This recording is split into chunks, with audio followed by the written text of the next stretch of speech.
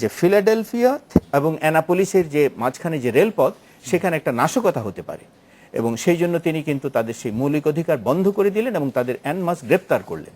কিন্তু মাহমুদুর রহমান মান্নার ব্যাপারে কিন্তু তার পরিবার একটা রিট কিন্তু করতে পেরেছে এই স্বাধীন বাংলাদেশে। সুতরাং সেই দিক দিয়ে আমরা তাদের থেকে একটা অগ্রবর্তী অবস্থানেই আছি। কিন্তু কথাটা হচ্ছে যে রাষ্ট্র কিন্তু বসে থাকবে না এই ধরনের, কিন্তু সেখানে আইনি ব্যবস্থা যেন নেওয়া হয় সেটা তো আমরা শুরুতেই বলে দিয়েছি।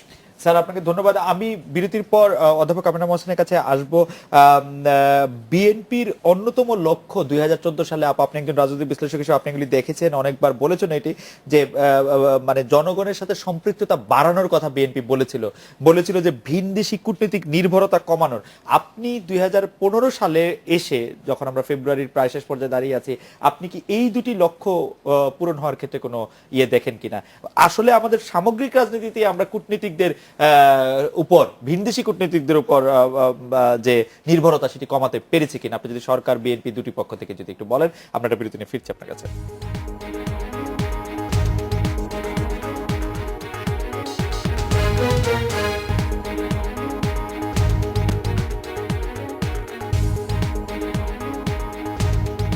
ফিরলাম আজকের বাংলাদেশে। আমেনা আপা, 2014 সালে দুটি রাজনৈতিক লক্ষ্য আমরা দেখেছি, একটি হচ্ছে জনসম্পৃক্ততা, আরেকটি হচ্ছে ভিনদেশি কূটনীতিকদের উপর নির্ভরতা কমানো।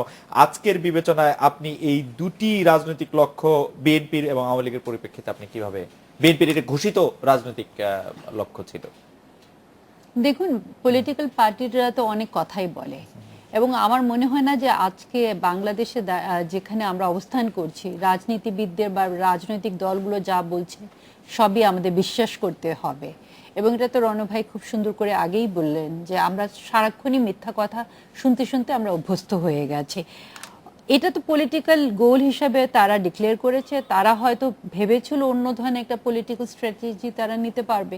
কিন্তু আমরা আজকে 2015 সালে, যদি আপনি আমাকে, যেহেতু আমি বারবার দেখছি আপনি আমাকে সময়টা একটু কম দিচ্ছেন, সেভাবেই আমি কথাটা বলছি। না না, এখানে ওনারা সিনিয়র আছেন, আমি যেটা বলছি যে বিএনপির ধরেন জনসম্পৃক্ততা বাড়াবে, জনসম্পৃক্ততা বাড়াবার জন্য তো আপনাকে গণতান্ত্রিক একটা পন্থা নিতে হবে। আপনি অবরোধ করতে পারেন, আপনি হরতাল করতে পারেন, কিন্তু আপনি তো মানুষ পোড়াতে পারেন না। আর বিএনপি যদি এটা ডিজোনও করে যে মানুষ তারা পোড়াচ্ছে না, কিন্তু একটা প্রেক্ষিত তৈরি হয়ে গেছে, এটাকে তো আপনাকে স্ট্রংলি কন্ডেম করতে হবে। এবং সেখানে মানুষ কি করে তাদের কাছে আসবে এটা তো বুঝতে হবে। মানুষ যদি তাদের, ধরেন যেটা মোরান্ন ভাই বলেছে একটা কোর সাপোর্ট গ্রুপ আছে, আমি সেটা মেনে নিলাম না, একটা কোর সাপোর্ট গ্রুপ আছে, কিন্তু সাধারণ মানুষরা জনসম্পৃক্ততা তো তাদের বাড়াতে হবে, যারা সুইং ভোটার্স, এখন তারা তো আতঙ্কিত থাকবে। আমি আজকে গাড়ি নিয়ে ঠিকই বেরোচ্ছি হরতাল অবরোধের মধ্যে, কিন্তু আমি তো আতঙ্কে থাকছি। এটা বিএনপি করতো কিংবা আওয়ামী লীগ করতো, যেই করতো, আমি তো অবশ্যই এটাকে ক্রিটিসাইজ করব। মানুষ পোড়ানোর রাজনীতি তো কোনো রাজনীতি না, তাই না? এটাকে তো কোনোভাবে আমি গণতান্ত্রিক একটা পন্থা বলতে পারি না। আবার একদিকে আমি এটাও বলবো যে ধরেন প্রথম দিকে, এবং ধরেন এই সিচুয়েশনে আমরা আসলাম কিভাবে, সেটাও তো সরকার যেটা করেছে সেটাও তো গণতান্ত্রিক প্রক্রিয়া না। তো সেই জন্য আমি প্রথমেই বলেছিলাম যে আমাদের বড় দুটো রাজনৈতিক দলের মধ্যে কোনো গণতন্ত্রই নেই, কেউই তো গণতান্ত্রিক পন্থাগুলো অবলম্বন করছে না। আর বিদেশি এখানে জনগণের কিন্তু তাদের কাছে মূল্য নেই। তাহলে কিন্তু আজকে এই যে ধরেন এই যে লঞ্চ ডুবে এতজন মানুষ মারা গেল, আমরা কিন্তু দেখছি লঞ্চ ডুবে যে মানুষ মারা যাচ্ছে এটা একটা নিত্য নৈমিত্তিক ব্যাপার হয়ে যাচ্ছে, কিন্তু আমরা কেউ বলি না যে আমাদের মন্ত্রীদের পদত্যাগ আমরা দাবি করি না। এগুলো নিয়ে আমরা কিন্তু টক শো এমন এগুলো আলোচনার টেবিলে আসেও না। সো এগুলো ধরেন এখানে একটা প্রচন্ডভাবে একটা ক্লাস ডাইমেনশন আছে আমাদের পলিটিক্সের মধ্যে, এবং সেই ক্লাস ডাইমেনশনের মধ্যে সেই আমরা যাদেরকে সুশীল বলি বা নাগরিক সমাজ বলি, সেটার একটা ধরেন একটা ক্লাসের মধ্যে পড়ে যাচ্ছে। এখন আপনি যখন আমাকে প্রশ্নটা করলেন যে বিদেশি কূটনীতিকদের উপরে বিএনপির কাছে ধরেন কি আর আছে, মানে অবলম্বন কি আছে, অপশনস গুলো কি আছে, তাকে তো প্রেশার দেওয়ার জন্য তাকে ওই বিদেশিদের কাছে যেতে হচ্ছে।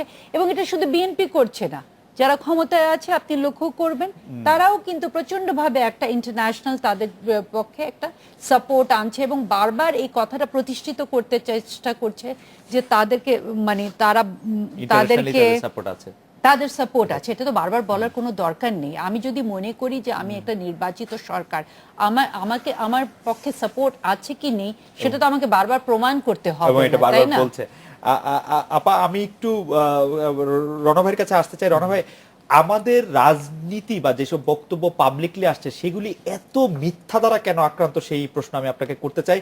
কারণ হচ্ছে যে আমরা যদি দেখি যে বিএনপি অমিত শাহের ফোন আলাপ, যুক্তরাষ্ট্রের 2 সিনেটরের বিবৃতি নিয়ে হাজির হয়েছে, যেগুলি আসলে পরবর্তীকালে দেখা গেছে পুরোপুরি মিথ্যা। আমরা গণপিটুনিতে 3 জন তরুণ নিহত হচ্ছেন বলে যা শুনছি, তাদের শরীরে পাওয়া যাচ্ছে 20টি 30টি 50টি বুলেট।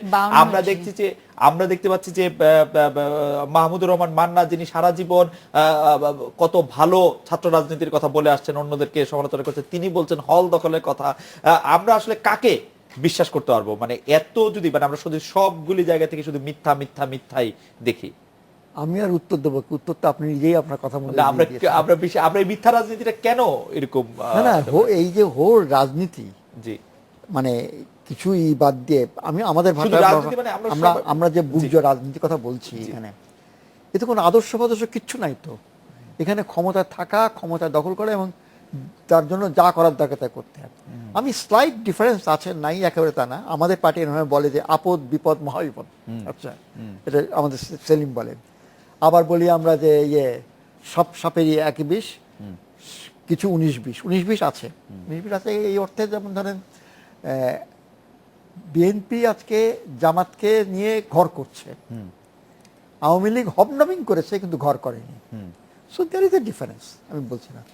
কিন্তু এমনি ধরেন আদর্শ পাদর্শ যদি বলেন, ওগুলো একেবারে কিচ্ছু নাই। লুটপাট এই তো কারবার। গণতন্ত্র বিএনপিও দেয়নি, আওয়ামী লীগও দেয়নি।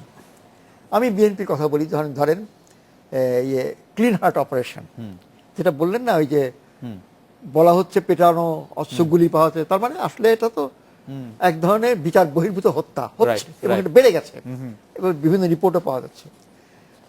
ক্লিন হার্ট অপারেশনটা শুরু করেছিল কিন্তু খালেদা জিয়া, রাইট? আমাদের পার্টির একটা ছেলে এখনো আছে, আচ্ছা, আমাদের পার্টি আমাদের পত্রিকায়, আমি এই কোটটা, এটা আমার একটা প্রিয় উদ্ধৃতি, এটা আমি না বলে পারছি না। ব্রিগেডিয়ার জেনারেল আমিনুল হাসান, উনি রাজশাহী অঞ্চলের টাস্ক ফোর্সের কমান্ডার ছিলেন। উনি বলছেন সেনা সদস্যদের জিজ্ঞাসাবাদ প্রক্রিয়া পোশাক দেখে আতঙ্কিত সন্ত্রাসীদের কেউ কেউ হার্টফেল করছে। পোশাক এবং জিজ্ঞাসাবাদের ধরন দেখে কেউ কেউ হার্টফেল করছে। ক্লিন হার্ট শুরু হওয়ার পরে তিনি এই কথা বলেছিলেন 2002 সালের 23 অক্টোবর। আচ্ছা, তো আমার জানা মতে আমি বললাম তো, একটা ছেলে আজকে মানে একটা ইনোসেন্ট বয়, 15-16 বছর বয়স হবে, তাকে আজকে সে পঙ্গু, একেবারে মানে সারা জীবনের জন্য পঙ্গু হয়ে গেছে। আচ্ছা, সেটা তো গেল। তারপরের অপরাধ যেটা করলেন সেটা হচ্ছে, যারা এই যে করলো তাদেরকে তিনি দায় মুক্তি দিলেন পার্লামেন্ট আইন করে। কিসের গণতন্ত্রী? কিসের গণতন্ত্রী? এদিকে আওয়ামী লীগ যেটা করছে সেটা তো কোনো গণতন্ত্রের কিচ্ছু না, ধার ধাচ্ছে না। প্রফেসর আনোয়ার হোসেন, আপনার কাছে কি মনে হয়, 19 আর 20 নাকি আপনি একটু ভিন্ন রকম? না, 19-20 হিসাবে আমি যেতে পারবো না, আমি বলতেও পারবো না। তবে গণতন্ত্রের ব্যাপারে একটু কথা যেহেতু এসছে, প্রফেসর আমেনা মহসিনও বলেছেন যে গণতন্ত্রহীনতার কথা, বিশেষ করে রাজনৈতিক দলগুলোর মধ্যে। সেটা কি শুধু রাজনৈতিক দলের মধ্যে? আমরা যারা শিক্ষক আছি, আমাদেরকে যাদেরকে বলে জাতির বিবেক, তাদের অবস্থাটা কি? দেখুন, আমাদের ঢাকা বিশ্ববিদ্যালয়ের শিক্ষক সমিতি আছে এবং সেখানে নির্বাচনের ব্যবস্থা, সেখানে কিন্তু কারচুপি হয় না। সেখানে কোনো সময় বিভিন্ন সময় বিভিন্ন জনরা আসেন, কিন্তু এখন যেটা আছে সেখানেও পরিষ্কার বিভাজন। সেই যে নির্বাচিত শিক্ষক সমিতির সভায়ও কিন্তু যারা নির্বাচিত হননি তারা কিন্তু সেখানে আসেন না, এবং আমাদের মধ্যে খুব বেশি গণতান্ত্রিক আচরণও আমরা দেখি না। আমি আমার নিজের অভিজ্ঞতা থেকেও জাহাঙ্গীরনগরে দেখেছি, এবং সেখানে শিক্ষকরা তাদেরকে আইনের ঊর্ধ্বে মনে করেন। সামান্যতম কোনো গণতন্ত্রের আভাস আমরা সেখানে পাই না। এটা দিয়ে আমি এই কথাটি বলতে চাচ্ছি যে আমাদের তো অনেক স্বপ্ন নিয়ে আমরা মুক্তিযুদ্ধ করেছি জাতির জনক বঙ্গবন্ধু শেখ মুজিবুর রহমানের নেতৃত্বে, এবং সেখানে 30 লক্ষ মানুষ জীবন দিয়েছে। এই জন্যে সেই স্বপ্নগুলোর মধ্যে কিন্তু গণতন্ত্র খুব দারুণভাবেই ছিল। এবং আমাদের যে সংবিধান, সেই সংবিধানের যে 4টা মৌলনীতি, যে গণতন্ত্র, জাতীয়তাবাদ, সমাজতন্ত্র, ধর্মনিরপেক্ষতা, এই যে মৌলনীতিগুলো